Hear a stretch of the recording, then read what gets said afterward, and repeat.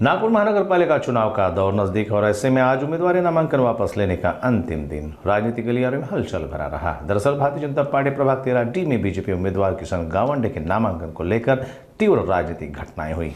Party ने अंतिम समय पर उन्हें नामांकन वापस लेने के निर्देश दिए, जिससे समर्थक नाराज हुए और गावंडे के घर के बाहर घेराव कर उनके घर को ताला लगा दिया। इस दौरान समर्थकों ने किशन भाव आगे बढ़ो, हम तुम्हारे साथ है जैसे जमकर नारेबाजी भी की। स्थिति को संभालने के लिए विधायक परिणय फुके मौके पर पहुंचे और समर्थकों को समझाया। तत्पश्चात फुके अपने साथ गावंडे को बैठक के लिए लेकर गए। बैठक के पूर्व गावंडे का बयान इस वक्त आप सुन सकते हैं। नाही, लक्षात घ्या, पार्सल हा शब्द चुकीचा आहे। माननीय विजयजी होले हे सुद्धा प्रभागातच राहतात।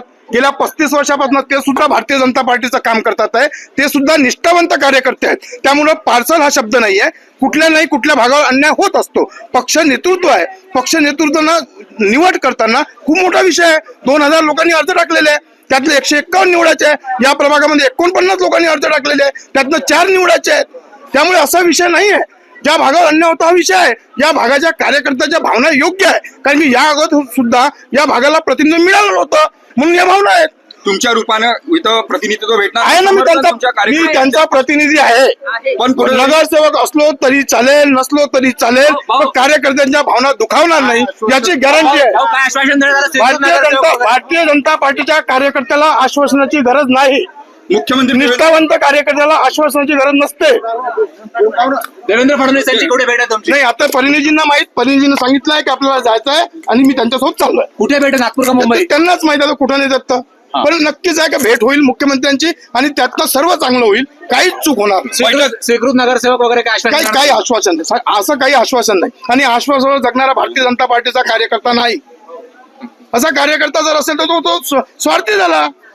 स्वार्थी कार्यकर्ता भारतीय जनता पार्टीत नहीं है।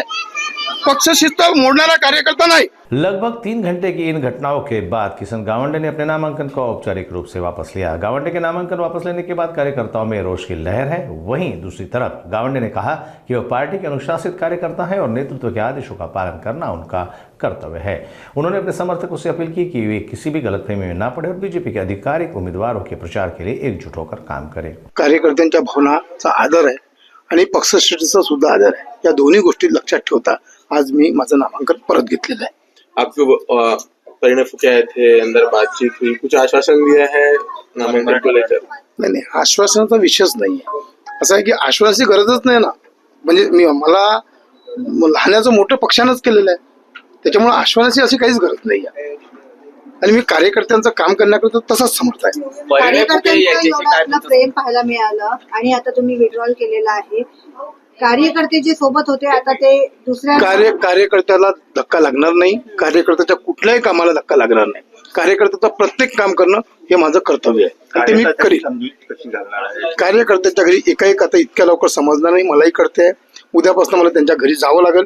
पक्षाला कुठल्याही प्रकारची हानी होणार नाही याची मी ग्वाही देतोय। आता परिणय फुकेंशी तुमचं काय बोलणं झालं? काय संवाद झाला? तुमचं बोलणं झालं होतं का सीएम साहेबांची काही तुमची? सीएम साहेबांचं माझ्याशी बोलणं नाही, परिणयजीशी बोलणं झालेलं आहे। परिणयजी यांचे बोललेले आहेत आपसामध्ये। त्यांनी तुम्हाला काय सांगितलं? काय सीएम साहेबांकडनं तुम्हाला काय निरोप आलेला आहे? काय सांगितलं परिणय? नाही, पक्ष उमेदवारी वापस घ्यायचा हाच विषय आहे। शेवटी सरती कार्यकर्त्याच्या भावना जपणार आहे, कार्यकर्त्याच्या भावना जपणारच आहे। कार्यकर्ता मी रस्त्यावर सोडणार नाही, कारण कार्यकर्ता सर्वोपरीच आहे। त्याच्या ज्या कशी दूर करायला आता? हे आता एका दिवसात होणार नाही, नाराजी मला पण कळते, पण होईल। कार्यकर्त्यांचं म्हणणं होतं आम्ही वोटिंग करणार नाही, असं नाही होणार। कार्यकर्त्यांनी जाहीरपणे निषेध केला होता की असं आहे की रागाच्या भरात माणूस काही बोलतो। अजून 10 दिवस बाकी आहे आणि 10 दिवस खूप आहेत समजवण्याकरता। कार्यकर्त्याचे ज्या काही विषय असेल त्यांना समजावून याच्यात तुम्ही कार्य करणार आहात? हो, पक्षाचे इथं काम नक्कीच करणार। पक्षाला हानी कुठल्याच प्रकारची पोहोचू देणार नाही आणि कार्यकर्त्यांना सुद्धा, म्हणजे कार्यकर्ते सुद्धा अशी कुठलीच कृती करणार नाही, हे नक्की।